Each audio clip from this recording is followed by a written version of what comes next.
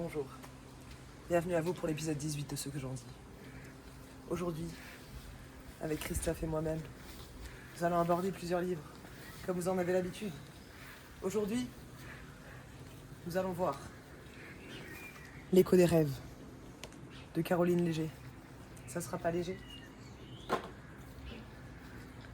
Tatsuya Endo, avec Spy Family tome 9, on continue sur la lancée. Qu'est-ce qu'on verra encore? Qui devine? Personne. Deux hommes dans les confins, Robert Shockley. Bisous Robert. Roi Blanc. White King. Juan Gomez Jurado. On continuera avec La Cuenta. La Cuenta, Frédéric Villard. Et pour terminer, hop là, pour terminer, Le Dôme de la Méduse, la trilogie baryonique de Pierre Rophast, Pierre. Voilà. Bienvenue pour l'épisode 18 de Ce que j'en dis. Ça continue tout de suite sur le banc. Hein. À tout de suite.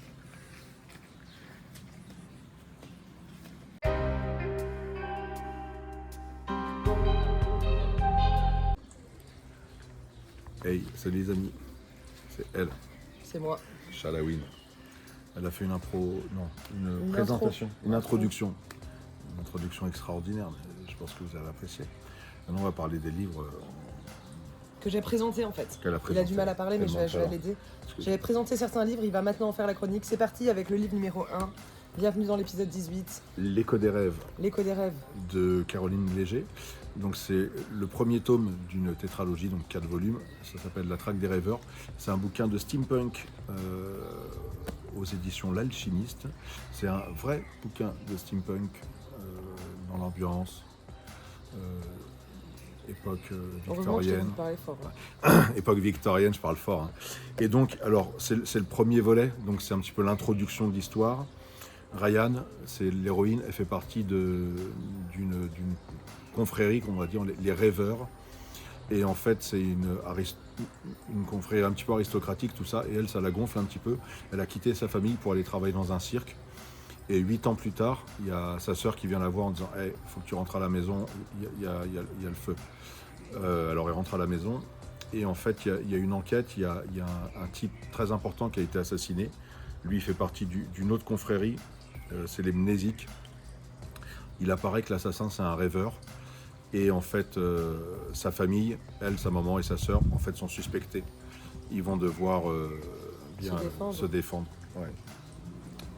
Voilà. Bon, après, il n'y a pas que ça, mais vraiment, c'est l'introduction de la tétralogie. J'ai bien aimé. Ça se lit bien. La petite nana qui a écrit ça, elle est super sympa. Et j'aime beaucoup L'Alchimiste parce que chaque fois, c'est des bouquins que tu peux mettre entre toutes les mains. Il n'y a pas de violence, il n'y a pas de sexe, il n'y a pas de spiritisme. Ça, j'aime bien. L'écho des rêves, donc le tome 1. Bravo. C'est pas moi. Hein. Non mais bravo à toi, Merci. bravo à Caroline. Ouais. Ensuite, on continue. Ouais, vous connaissez, hein, Spy Family, le tome 9. Ah ouais, j'ai bien accroché celui-là. Ça m'a fait plaisir de les retrouver. Bon, je les présente plus parce que de toute façon, il n'y a pas besoin de les présenter. Ce que j'ai bien aimé, le chien mouillé, Bond, quand il est mouillé, il faut le voir, c'est ouf. Et puis aussi, il y a une pionne là, je ne me rappelle plus comment elle s'appelle, Madame. Ça va être Madame Schlag. Madame Schlag, elle s'appelle Madame Schlag. Ça s'appelle Madame Schlag. Et genre, elle est, ouais, c'est la surveillante sévère et tout qui balance des tonitos à tout va. Elle est super drôle. J'ai bien aimé. Et là, on sentait que Tatsuya Endo, il était inspiré, parce que souvent, il y a des épisodes bonus à la fin, genre, il n'y a pas assez de trucs.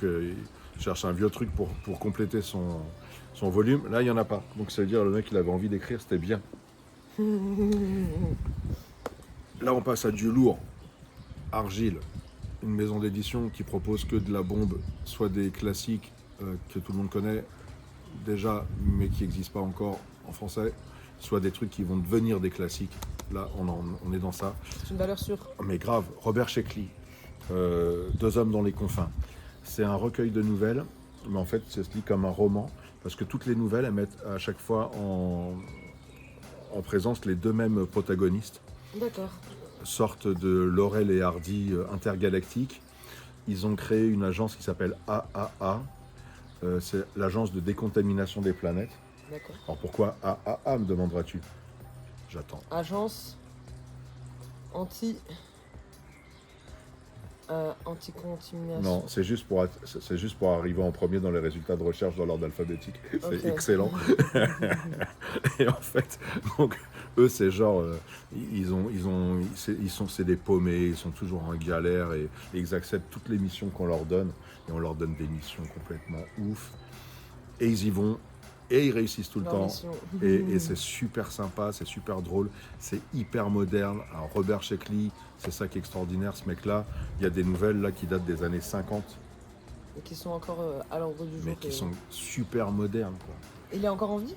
Non, je crois pas, malheureusement. Ouais. Non, il est mort en 2005. Ah, 2005, c'est un immense auteur de science-fiction et personne ne le connaît ou presque.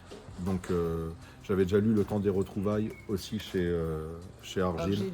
Et vraiment, bon bah voilà, c'est magnifique. Bravo. Lisez ça, hein. Deux hommes dans les confins, Robert Sheckley, c'est très très bien. Là maintenant, je vais présenter un truc qu'on ne présente pas. Roi Blanc. Roi Blanc, c'est le dernier volume de la trilogie Reine Rouge. Il y avait le deuxième volume, c'était Louve Noir. Alors pourquoi on ne le présente pas? Parce que là, c'est en train de cartonner en ce moment sur Prime Video ou Amazon Prime, je ne sais pas comment ça s'appelle. ouais, Prime Vidéo. Ouais, Prime Video. Et c'est un thriller hyper efficace. C'est l'histoire d'une nana donc, qui est dans un projet qui s'appelle Reine Rouge. C'est une nana qui a un quotient intellectuel absolument stupéfiant et qui est capable donc, de pouvoir résoudre des enquêtes où personne ne capte rien. Et elle fait équipe avec un flic basque, pas gros, hein, mais balèze, qui est gay, qui est super drôle. Et donc voilà, ça c'est le troisième volet. Et j'ai pas lu Louve Noir et j'ai regretté de ne pas l'avoir, mais à fond. Pas que ça empêche de comprendre l'histoire, hein, mais dès que j'ai replongé dans l'histoire, je me dis waouh, qu'est-ce que c'est bien ça. Et donc je me suis dit, c'est dommage que En tu l'aies lisant pas lu. notre livre, tu as également passé un bon moment. Ouais, c'est sûr. J'avais lu le premier, Reine Rouge. Et là, je me suis régalé. Donc, découvrez ça, c'est Juan Gómez Jurado, édité par Fleuve Noir, donc c'est la collection Noire. Et allez le voir sur Prime Vidéo et lisez-le, parce que c'est toujours mieux de lire. Ensuite, Les bons conseils de Christophe. les bons conseils de Christophe. Ça, La c'est Cuenta de Frédéric Villard. ouais, mon coup de cœur. Coup de corazon. Mon coup de cœur, Kern édition, collection du Noir au Sud. C'est que des polars qui se passent dans le sud, dans le sud-ouest de la France ou quoi. Et c'est une histoire de vendetta. Et j'ai beaucoup aimé le personnage. Je me suis un petit peu Retrouvé en lui. bah ouais, un peu, parce que c'est un quinquagénaire, genre un petit peu punk rock comme ça, qui hérite de la maison de son père, et puis un grand atelier, il en fait un bar underground. Ses potes, c'est espèces de schlag, des espèces de quepons, de toxicos, de machin. Et il rencontre un type qui s'appelle Tito, qui est un ancien ami de son père, et son père qu'il n'a jamais connu. Il va aller à Madrid avec Tito, voir rencontrer les enfants de Tito, et il va apprendre des choses sur son père. Et c'est un super bon bouquin. Et je suis content parce que c'est, encore une fois, c'est la magie des réseaux, quoi. Oh, bam, Frédéric Villard qui se met sur mon compte Insta, moi je le suis aussi, je vois son bouquin, je le sollicite sur Babelio, mais malheureusement dans la masse critique, c'est pas moi qui le reçois. Et puis finalement, sa maison d'édition me l'a envoyé. J'ai kiffé, merci beaucoup Kern, merci Frédéric, chapeau. Bravo à vous. Encore, pour finir, une trilogie. Le troisième volet de la trilogie baryonique de Pierre Rophast, Le Dôme de la Méduse. Bah voilà, Pierre Rophast, quand il fait quelque chose, il le fait bien. C'est la première fois qu'il fait de la science-fiction. Il l'a bien fait. Mais tu peux pas faire plus science-fiction que la trilogie baryonique, quoi. C'est de la pure science-fiction avec... des fois, tu te dis, attends, il faut bac plus 15 pour comprendre ce qui se passe. Puis bon, finalement, Tu comprends pas tout, mais ça t'empêche pas de lire, quoi. Alors voilà, au début, c'est parti dans le premier tome, voilà, exploration de trous noirs, un vaisseau Orca qui se retrouve coincé dans une galaxie lointaine, des mecs qui viennent les sauver, etc. Ils découvrent un dôme mystérieux sur une planète, la planète de la tortue, où dessus il y a un dôme rempli d'antimatière.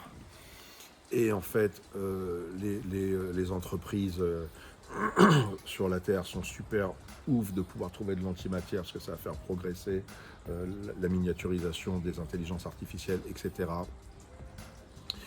Et là, ils retournent en expédition sur l'antimatière, mais il y a les logiciels des vaisseaux d'exploration qui commencent à tuer des gens. Genre l'intelligence artificielle, elle commence à devenir l'ennemi des humains. Là-bas, ils découvrent une civilisation extraterrestre. Enfin, mais c'est ouf. Ça part dans tous les sens, quoi. C'est génial. Et il y a aussi ça. Alors, toujours les couvertures, donc c'est aux forges de On va vous volcan. faire une petite démonstration, je vais l'assister, ne vous Vas-y. inquiétez pas. Parce que ça, c'est juste extraordinaire. Le travail de Elena Vieilla. Regarde Recule ça. un petit peu, tac, tac, tac. Regardez comme c'est beau. Regardez l'association. Et bien sûr, C'est je parle magnifique. pas de moi, puisqu'on ne me voit plus. Je parle de cette. Voilà. Voilà. Et rien que pour ça, il faut lire la trilogie en entier, les amis. Donc, le Dôme de la Méduse, la trilogie baryonique, tome 3. En plus, moi, mon animal préféré, c'est. La méduse, Mais non, pas du tout. c'est la pieuvre. Bah ouais. Le poulpe, regardez. C'est ça. Il y a un superbe poulpe sur le bras. El Pulpo, moi j'en ai un dans le dos. Et bah voilà, on aurait dit c'était une dédicace. Merci Pierre, super bouquin. Bravo Bon bah à toi. voilà, j'ai fait vite, t'as vu, parce que j'ai remarqué les gens ils aiment pas quand c'est trop long. Alors là j'ai fait vite péchu et je parle fort. Et ouais. Bah voilà, c'est Ouais, tout, c'est j'ai ça, tout dit du tout, coup. C'était l'épisode 18 de Ce que j'en dis. C'est toujours un plaisir de se retrouver avec vous pour parler bouquins. Il m'a même pas demandé si j'ai lu cette semaine. Tellement Vas-y, je lis pas. attends, je vais demander. Charlotte, Oui, t'as lu cette semaine? bien entendu. Alors je vais faire la chronique de la Bible. Je l'ai lu, il est en une semaine. Non, my bad. Cette blague était de très mauvais goût. Je n'ai pas lu cette semaine. Comme d'habitude, mais je lirai un jour de nouveau. C'est la fin de l'épisode 18 de Ce que j'en Concernant dis. cet enfant. On s'abonne, on like, on n'a pas demandé. La semaine dernière, j'ai on a remarqué eu, qu'on a eu on a eu plein de plein Mais c'est parce de. qu'on a grave quémandé, tu crois. Là, Aussi. on quémande juste Il y vers a la même des fin. gens qui sont abonnés.